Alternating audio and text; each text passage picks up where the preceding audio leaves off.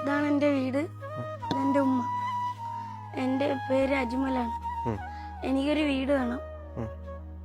ഈ വീട് എന്ത് പറ്റി? മൊത്തം പോയ വീട് കാണിക്ക വീട്. അജ്മൽ അതിന് വീട് കാണിക്കാനാന്ന് വിളിച്ചേ? അജ്മലിന്റെ വീട് എന്ത് പറ്റി? വീട് മൊത്തം പോയല്ലോ. ഇവിടെ താമസിക്കാൻ വന്ന് നിൽക്കുമോ? വരാൻ നിക്കാൻ നോക്കുമ്പോ ഇവിടെ കൊറേ കള്ളന്മാര് വന്ന് പേടിയുണ്ട്.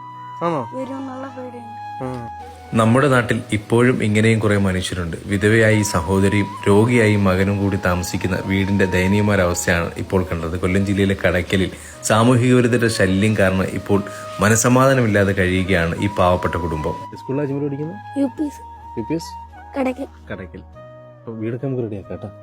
വീട് റെഡിയാകുമ്പോൾ നമ്മൾ പിന്നെ ഒന്നുകൂടെ വീഡിയോ വരും, ചെയ്തില്ലേ?